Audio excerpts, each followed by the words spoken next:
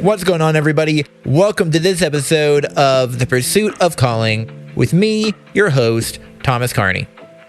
I got to sit down with Lee Hanyo, a project manager at a golf software company. Pretty cool.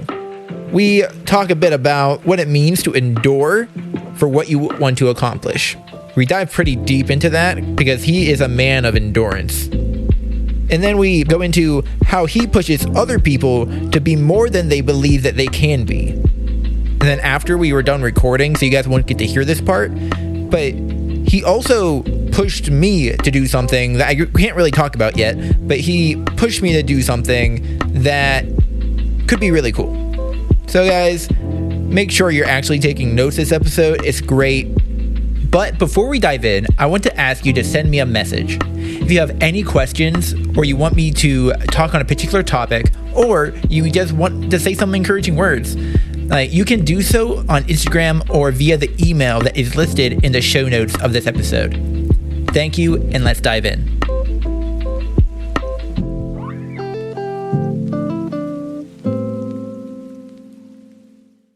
All right, guys. Hey, how's it going? So, I'm here with Lee. It's Hanyo. Hanyo. Yeah. Mike Wallace butchers it all the time. And he thinks he's right. And he looks at me and I go like this. I go, nope, that's not right. Did you say Hanyo? He says Hanyo. He said Hanoi before, like Vietnam or whatever, right? It's capital or something like that. No, it's Hanyo. Hanyo. Yep. Okay. Hanyo. That makes me think. Okay. It's like Han. I don't know. But anyway, so we were just catching up for a little bit before the episode, before the recording.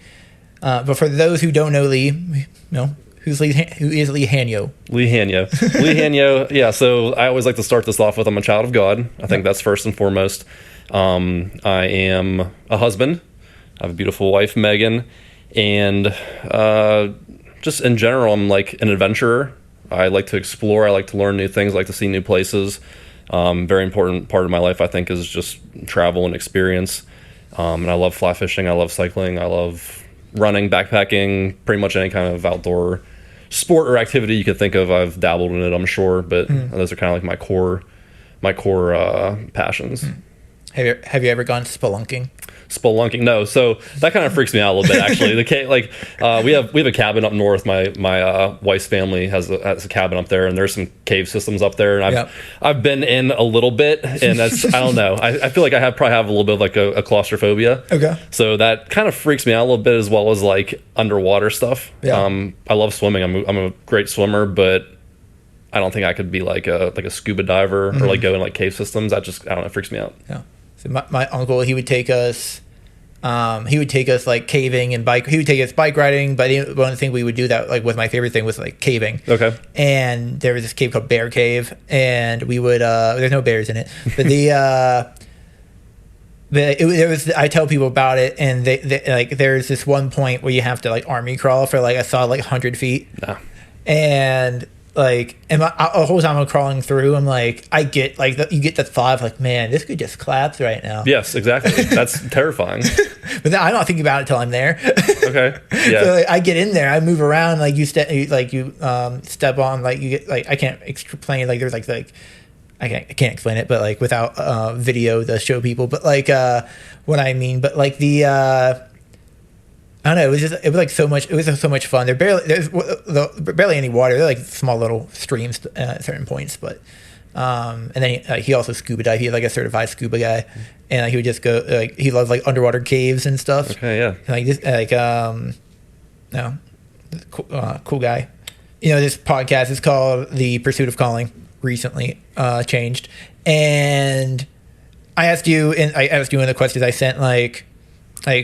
What is your calling? And I let you interpret that however you want to interpret that. The kind of know we were talking about about your work as a project manager and like what you did before that, and then what you do with the church. So, like, how would you define your calling? Yeah, I think that's a great question. I think I probably haven't realized it until lately, maybe the past handful of years. But I think it's definitely helping people.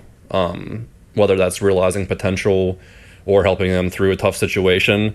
I feel like a lot of my life, my adult life at least, I've spent figuring myself out where now I think I have a pretty good understanding of like who I am and what I'm good at, where now I can sort of pass a little bit of that knowledge and wisdom onto other people. I've lived a really long life for only being 33 years old. I've just had a lot of really interesting and odd and great and terrible experiences. So I feel like I have a lot of experience with different situations and different things. And I'm very much a self-starter. So helping other people get started with something or helping them realize a passion or unlocking their potential seems like a lot of fun to me. And I feel like as of recently, things are just more about people instead of myself. So connecting with people, serving, helping build things is definitely, I think, my calling, or at least where I'm being drawn to at this current moment. And like you mentioned about just now and in one of your texts we were talking, that you say like you love believing in people and helping them get started on a journey. So like, how do you do that practically? Like, what do you mean by that? Yeah. I think a lot of people see the stuff that I do, whether it's like a cycling thing or backpacking or running or maybe photography or something like that. And they're always like, wow, that's so cool. Like, I wish I could do something like that. I hear that so much. I wish I could do that. Not just with things that I do, but just things in general, right? We're just chatting, conversation. Oh, that'd be so cool to do that. I'm like, let's do it. Yeah. Like, why can't you do it? Why can't we do that? Brandon's a really good example. This Brandon Major, we talked about this on his podcast. We're going to talk about it a little bit more next time I get with him. But a handful of years ago, he was like, I want to be more outdoorsy. Yeah. I'm like, cool, let's go do it. And he's like, well, what are we going to do? I'm like, I'm just going to throw you into the fire. Like, let's just go backpacking. Let's do that. Let's go on a backpacking trip. Let's strap a bunch of gear to kayaks and go down the river for a couple of days and do that. And he was like, dude, my dream's to go to the Grand Canyon and see it. I'm like, okay, we're going to go 5 years from now. We're going to do it'll be like a 5-year plan. But instead of seeing it, we're going to like experience it. So let's go rim to rim. Let's start on one side and go through it. Okay. See the canyon by being inside of it, and then summit on the other side. So we're actually going to do that this September. But that's something practical. Like if I know something about what you're interested in or what you want to do, then I have a really good frame of reference to pull from and to help you out with that. And if it's something that I don't know anything about, I love to learn. So I'll learn about it with you, and I'll take that journey with you. You know, like a lot of my friends are like, I want to get into this or that. And I'm like, I don't know anything about it, but let's do it. It'll be fun for me too. You know, and it's like adds like another arrow to the quiver of things that you're knowledgeable about or you're good at, and then you could pass that information on to other people and help them out. Yeah, that's awesome. Yeah. I think that's really cool. Like that, I think that I mean that's a special quality to have, to not just want to learn how to not to love to learn. I love learning and I love helping people, but the way you're doing it is in a more physical sense, I guess. Yeah. Like with like the hiking and stuff like that. Like sure. in that sense, I'm sure there's other ways that you can do it too. How did you find out that like that was a passion of yours? Like helping people? Was it just something you started doing? It just like popped up in your head, and that you're like, why can't you do that? Or like, is there any backstory to that?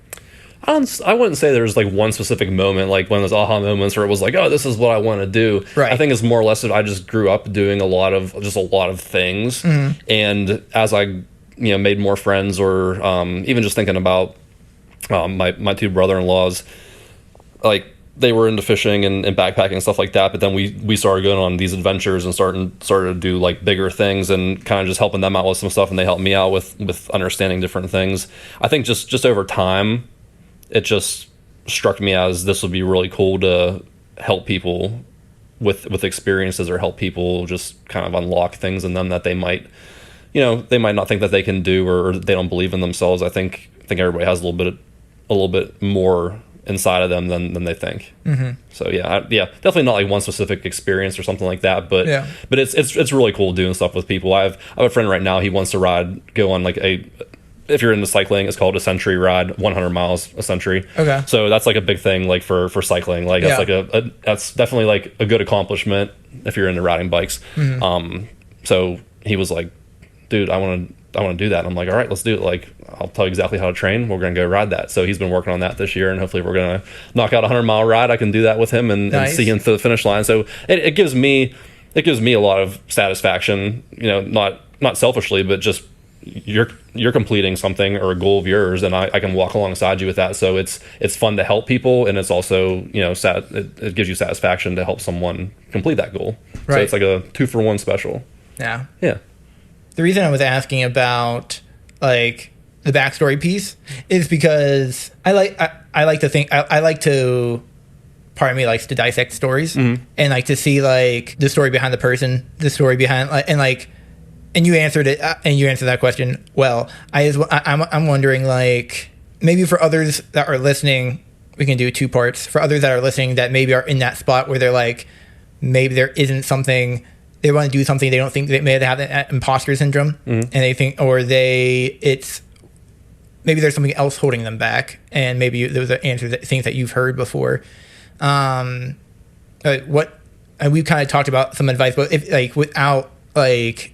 they don't know you directly, like, what are some like practical things a person can do for themselves? Yeah, I think everybody has a little bit of fear in them, and it's hard to start some things, right? I talk about this a lot too, is like the fear of failure. Yeah. Where a lot of times people don't start something because they're just scared that like they're not going to be able to finish it or complete it. Right. But what I always say is that failure for me is not starting something. That is the failure, because you're doing a big disservice to yourself on something that you could be great at, but you might not be good at it. And if you're not good at it, or if you don't get any kind of personal satisfaction or gain from it, you know, dropping that isn't like failing. It's just like, hey, this wasn't for me. Yeah. But at least you started it, at least you tried and challenged yourself. So that's everybody's barrier to entry, I think, is it starts with fear. So my practical advice for that is like, as easy as it is to say, like, be brave and just step out and just do it. Like, I'm not, or I wasn't, I've changed a lot, but I wasn't really like a big people person growing up, and I don't do well with big crowds, or like putting myself out there to talk to people or meet people.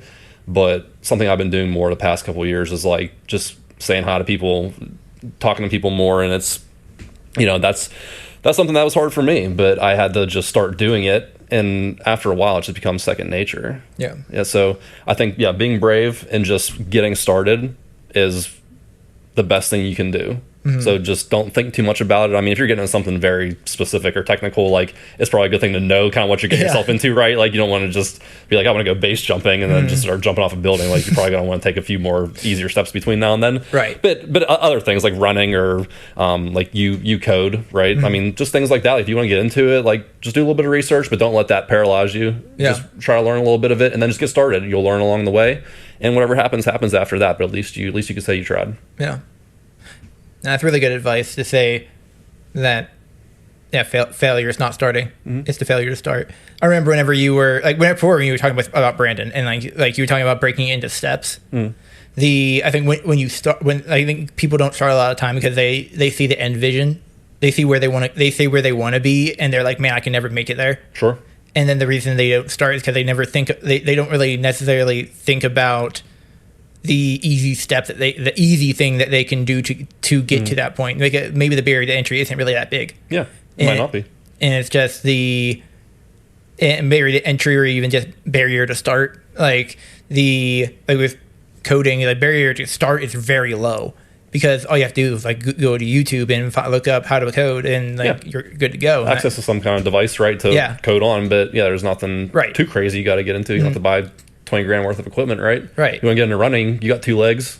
Right. Get running, you know? You don't have to, it's nice to have a good pair of running shoes and to have, nice running gear and equipment or whatever, but it's like, you can go out and do it. Like cycling, same thing. You don't need a $10,000 carbon fiber bike to do it. You got a bike, start riding your bike. You can upgrade it later, but just get started. I think the one thing you mentioned in your another one thing you mentioned in one of your texts, that you say you love to endure.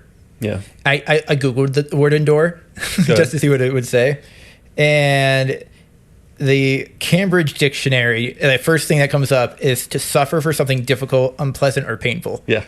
Yeah. For sure. Yeah, love it. So, like, what do you mean? Like, you love to endure? Like, go into that. Yeah. It's interesting. I mean, I can break this down into kind of 2 different things. Yeah. I guess to start,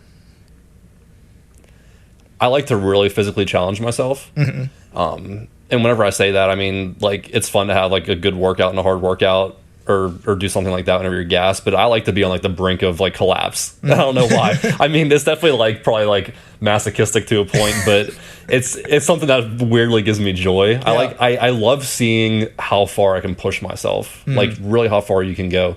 I think I mentioned this to you whenever we were texting back and forth, but I feel like people have so much potential and they have so much like inner strength, or like inner brains, and you know, they're smart, but people don't push themselves enough to kind of unlock that. It's really cool to see what you can do whenever when you really push yourself onto like that brink of like, am I gonna make it out of here? You know, I'm not saying like death, but it's really interesting whenever you kind of get past the point you didn't think you could go, and that unlocks a whole new thinking in your mind. Is like, man, I can really accomplish a lot more than I ever thought or imagined I could. So I try to do stuff regularly that makes me get to that point, and I feel like that it's really good for just like building character, building inner strength, building confidence and belief in yourself. And then that's stuff that you can pass on to other people, or you can be like a model for other people to look at. And you know, I mean, it's not I don't do it for people to be like, oh, like, look, he's so like strong or whatever, but I'll do a lot of this stuff where part of me is really just wanting to inspire people to do it themselves, or to like take a challenge, like take a risk on something. I honestly think, like, I know a little bit ago, for those who don't know, Lee and Rob mentioned it, and he was like, he recorded, he was like, it was like the day before that you guys were leaving for the bike ride, and that was like 390 some miles, 392, man, I almost got that. Yeah, you were close, actually. That's really good. Like, that was like, I was looking at that and I was like, man, like, it's like, it made it made me like, I think made me want to figure out how to get back on my bike. Because like, I love that. I have my, like, I've been talking, you know, Chaz Dubois, and he I love his last name. He said Dubois. Great name. But like, I've been talking, I talk to him every now and then on Sundays and stuff about like, what can we do to like get me on a bike, because like I can't grip for too long, but like, what can I do? And then whenever I get my leg figured out, then I was like, what can I do to get, what do I have to do to get out back on the bike? I was whenever I was furloughed for 3 months, like I went back when I saw that, I went back to when I was furloughed for 3 months, like during COVID, and I went for a bike ride like every day.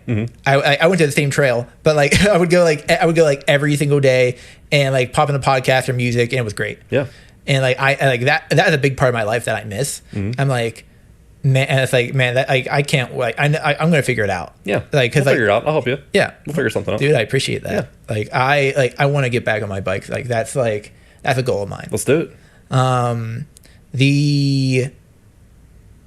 Man, I really like. I like the.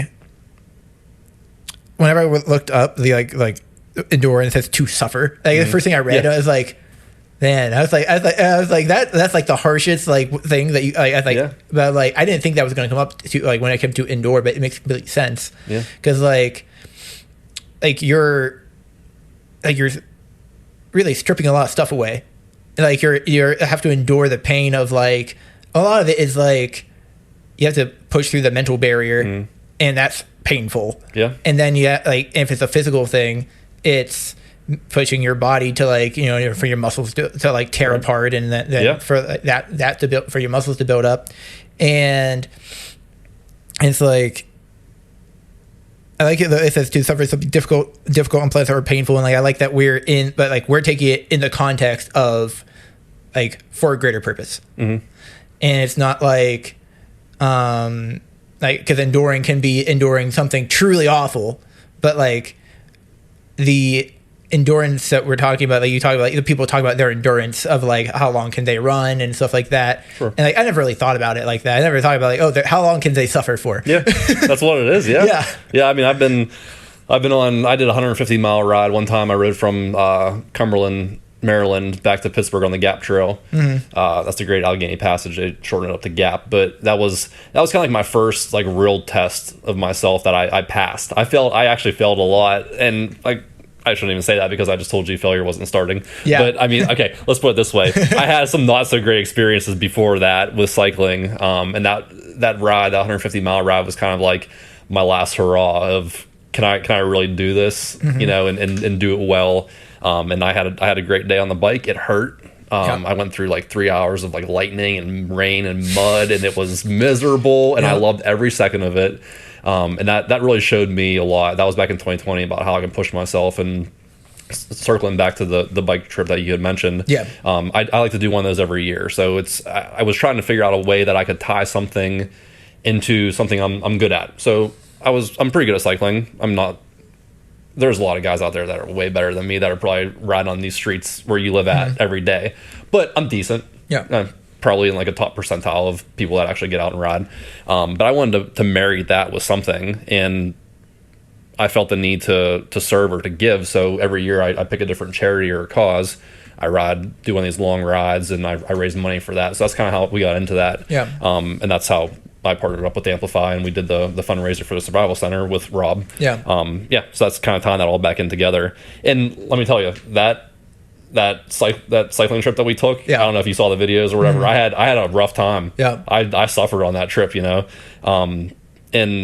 I was battling a lot of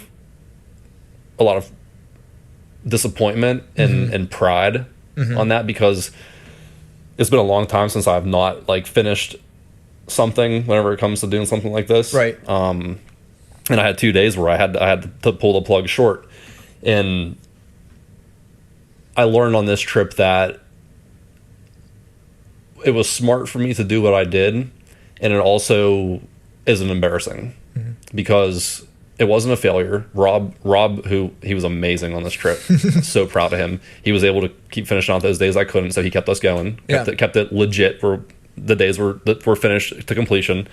But yeah, I just Meg Croyle, she sent me a message, and she was like, "Hey, maybe this is like God telling you that you can still attempt to do something like things that you enjoy, while also taking care of yourself and showing other people that you can take care of yourself while like still suffering through something." Actually, do you mind if I pull up the message she sent me? Sure. I want to read, because I'm not wording that correctly, and I really want to make sure I do it justice, because she sent me such a really nice message, and it meant a lot. So let me pull this up here real quick. And whenever I read that, it made a lot of sense to me, and it made me think about the bad time I was having and put it in a different perspective. So she said, God's reminding you that you have no idea the power he is displaying through you when you feel weak. Maybe there is someone watching who desperately needs to know that you can stumble and keep going, that you can pursue serving others and take care of your health at the same time. So even though I was having a really, really hard time, I was stumbling through something, it was, hey, I'm still out here, I'm still doing it, and I'm doing it smart, taking care of myself, and we made it through. In the end, we completed the mission. So I think a lot of times, having endurance is not only suffering through something, but it's also just taking the steps necessary, maybe taking steps back, but doing what you need to do to finish something. I don't know if that makes sense or not, but that's an interesting way to look at it too, I think.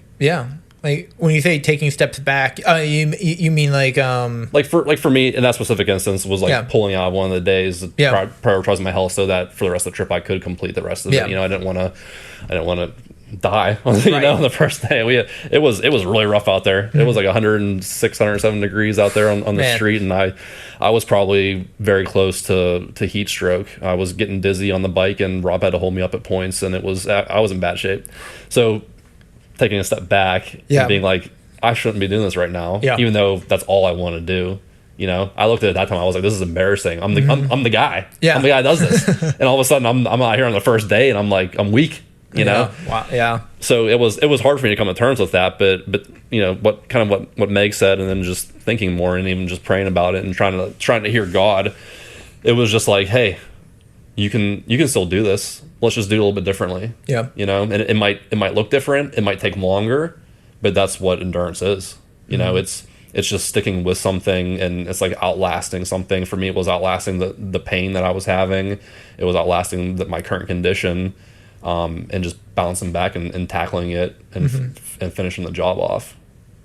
So I think that goes into a lot of endurance too. And like this isn't just for the listener here. Like it's not just for Like, we're not just talking physical endurance. No, these are just examples that I have recently. Right. Yeah. And like, it's because like whenever we talk about like your calling, it's like if you want to pursue something that you're passionate about, it's not going to be an easy thing to pursue. No. And there's going to be times when you need to endure, and there's going to be times of suffering to be able to like to learn new things. There are going to be points of I guess you would air quote failure, and like times whenever you're going to learn new things and then have to deal with like learn new mental strategies to deal with like whatever you have to learn whenever you have to grow through in order to accomplish what you want to accomplish. Sure. The mental mental endurance is like extremely hard to like you can't perfect it, but you can like get really you can get really. You have to be. I think just like working out, you have to practice. You have to practice. You have to keep doing it, and if you stop doing it, it's gonna be hard to. You have to get back into it again. And I'm rambling a little bit, but what I'm saying making sense to you? For sure. I definitely like what you said there, especially with like the mental endurance. It's just like you said, working out. I mean, your brain and your mindset's a muscle that you have to work. Yeah. The more that you can kind of push yourself places or maybe outlast like a bad situation, that makes you mentally tougher. That gives you mental endurance. It sharpens you. And then whenever things pop up in your life down the road, you're like, you have a frame of reference. You're like, oh yeah, I mean, like this is terrible, but like I've been through this before. Like we'll get through this. Yeah. It makes some of the more mundane day-to-day agitations maybe not feel so big anymore, right? It's just like, okay, like this is some of the stuff doesn't even matter anymore. It kind of rolls off you because you have a little bit more mental strength, to get through some situations. Yeah, definitely. And I think I've talked about this before too, but endurance in your faith. Yeah, that's something we can definitely talk about. It's like, for sure, you can go to church and you can raise your hand for salvation, and then you can just be like, cool, wipe my hands clean, like I'm saved. But it's like, are you building a relationship with God? Are you understanding the way that things were designed to be? It's like, that's a lifelong process. Yeah, and you're never gonna fully get 100% filled up in that. Yeah, you're always learning. You're always praying. You should always be talking to God. You should always be listening and serving and doing things in the community. And that's endurance. It's like everybody wants to thank God for the good times, but it's like, what happens whenever someone passes away or you go through a really, really terrible situation? It's like, do you have the endurance to stick through that, to while you're going through that hard time, to keep praising, keep thanking God for everything that's good in your life, even though you have something bad going on. So there's endurance in so many things in life that you can practically apply like some of the stuff to. Yeah. I think also like something to like. I like the concept, like stuff like this. It translates. It translates into different situations. Like you gain endurance in one area of your life, it's going to translate to another area. So like kind of like what you were saying, like you mentioned already, like I'll use my own personal example of like me going through my trial of pain and like through my issues with muscular dystonia and things like that. Like I've realized that like my mental endurance has excessively like kind of or exponentially grown within the last couple years as my pain's gotten worse. And it's like I mentioned to you before, like Meg, like she mentioned to me like just the other day, like how like when she looks at me, she doesn't see a person and she doesn't even think about how much pain I'm in. She thinks about all the things I'm doing, like with the podcast and with with my job, or how I lead, what I do with production. And like A, that's encouragement, and like B, it's like it's me reminding myself, like, because I'm dealing with this pain everywhere I go, and that it's the like I use that as like I know, like I've gone through, I go through to get this podcast set up and reach out to people to try and to get guests on the podcast. And before that would seem very daunting just to reach out to somebody in text and be like, and I feel like think like, man, I've done so much harder already. Yeah. Like every day, like 5 minutes ago, like I've done so much harder. Like I can do this. Sure. And it's not even a thought. I don't even think about it anymore. Like it's like stuff like that would like affect me so much. It doesn't affect me anymore. And like there's still things I'm like I can be socially awkward like a lot of people and like things like that. And like I'm learning to grow in my confidence and things like that. And building in like comments like that, like Meg gave me, like I don't see like a person in pain. I see like this man that God has created and building. God has built. I'm like, that's like I couldn't have asked for a better compliment. Yeah. I have a couple closing questions, sure. But based off just the conversation, do you have any like last things to say to like the listeners, to like people that are listening? Maybe they're struggling, or maybe they want to. What if like maybe they're somebody that would like to help a friend out? Yeah, and help them endure. Yeah, for sure. I think I touched on this a little bit earlier, but we'll summarize it again. Is that I think everybody out there wants to get started with something or wants to step out of their comfort zone, and whether they even know that or not. I think there's something that stirs inside everybody to take a chance or take a risk or go on an adventure. Yeah. So my advice is to either, if you know what you want to do, get started. Mm-hmm. Don't let fear hold you back. Mm-hmm. If you don't know what you want to do, just keep exploring, dabble in new things. Try new things out. I think life happens outside your comfort zone. That's a very popular saying, but it's such a very true statement. Yeah. If you're very much stuck in a routine or in a rut, like just get out of that. Mm-hmm. If you're inside a lot, just go take a walk in the park. Yeah. Something's gonna come to you. Pray a little bit. Something might come to you. Right. But once that comes to you, like that's a little spark. Let's let it catch. Let's let it create some embers. Let's let it catch the logs and start a big fire. I think that's how you need to kind of tackle things in life.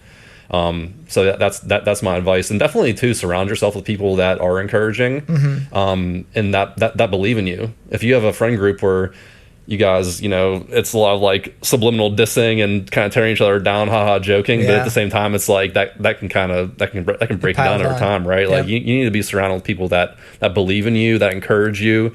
And even if they have no idea how to help you get started or do something, at least they're there for you to say like, hey, if you're in, like, I'm going to support you. I don't know how I can, but like I will. Just let me know. Yeah. So yeah, surround yourself with the right people too is definitely a big key in life, I think. Mm-hmm.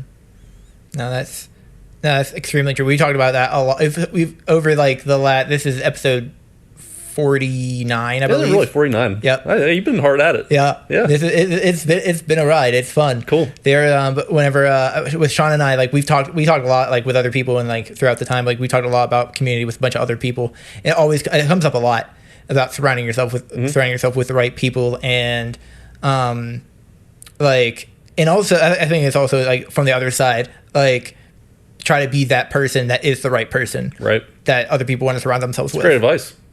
Like it's like I don't know. Think about like would you want to be around you? Like yeah. That's a great question to ask yourself. Like I don't know. I like that you brought that up. Mm-hmm. I think it's some good like final advice to give. Just like think about that. Would you want to be around you? Would you be are you encouraging? Are you loving? Are you caring? Do you pray for others? Do you do those things? And if you don't, like, you can't see me shrug, but sorry about that. But if you don't, like, think about how you could start. Like, think about a friend that you could reach out to, and like we talked about before, and a while ago, Brandon mentioned about speaking the gold out in people, mm-hmm. and like speaking about like what you see in them, just giving them encouragement. And like we've already mentioned Meg a couple of times about like how much like she does that for us.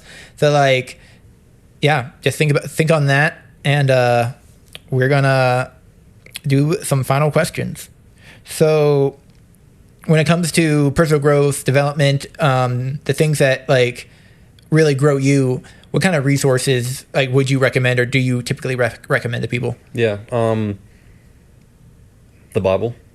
Yep. I mean, we laugh, but like for real. Oh, for sure. Like Yeah. you get into the word. I mean, that gives you a lot of tools to figure out who you are as a person, and kind of lays out the structure of like how life should be. Yep. I think that's a great place to start. I've definitely noticed my life's been a lot better since I've been, consistently reading. Yeah. That's a good start for anybody.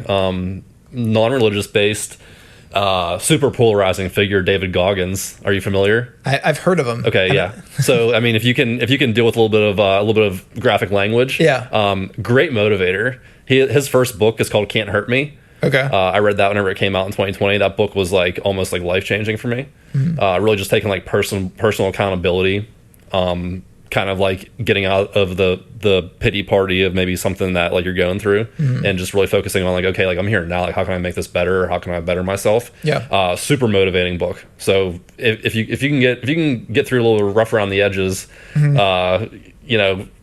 language and things like that, he's a great motivator. Okay. We were talking earlier about Huberman, Andrew Huberman. He's a great podcast called Huberman Lab.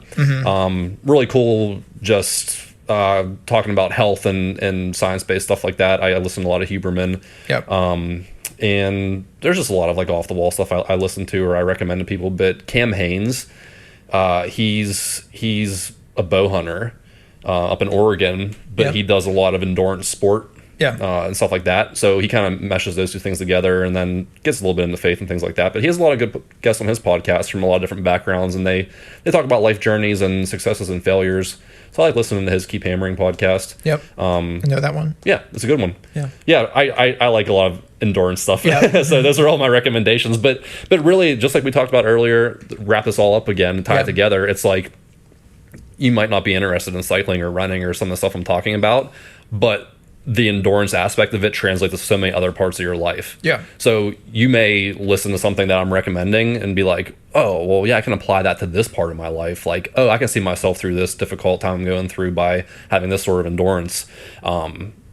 So I think it all connects, and I think people might be more interested in things than they think they would be. Right. So that's why I'm always like talking to people about like, oh, you should get into running, you should get into cycling. Right. Like, hey, you like riding your bike? Like, let's get you into cycling a little bit more, because there's a lot that you can take from sport. I think, especially endurance sport, that you can apply to the rest of your life. So that's why I like to talk about that stuff a lot. No, that's fair. Yeah. No, that's great. So then, don't know how much you have listened to the podcast before. I've listened to a bit. Okay.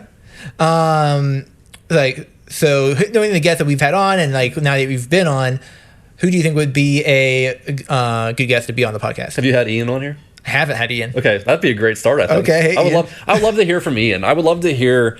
I mean, what a smart guy, and just how much he knows about production and music, like musicality too. Yeah. He drums, does production at church. Runs the production team. I would like to hear just his story. Yeah. I would like to hear maybe some stuff faith wise from Ian. Yeah. And just how he kind of applies like what he does just in his day-to-day life to something greater than just doing the sound or drumming. I think he would have a good story to tell. And Cole Zimmerman too. Okay. Yeah, he's that guy is an absolute wizard with the camera. And just an overall amazing person. I got to know Cole really well over the bike trip that Rob and I took, because he came out and did video and some stuff for the church. But we became really, really good friends. And what just a solid individual, really funny guy. Yeah. That, I mean, the level of care he had for us, both mentally and physically, and helping us out through that trip, it really opened up my eyes to just a different side of him that I didn't know about. He's amazing with the camera, but he's also a really good person. So I would say Ian and Cole would be two good guys to chat with and just get their perspective on things. All right, great. Well, Ian, you heard it here. And for those who don't know, he edits the audio. So Ian, you can leave that in. Shout out Ian. Get on the podcast as soon as you can. Let's go. All right, guys. Thank you for listening to this episode of The Pursuit of Calling. Almost said the wrong name. And if you haven't already, go ahead and share it out on all your social medias. Give us a 5-star review on Apple Podcasts or Spotify, and leave a comment or a review. All right. See you next time.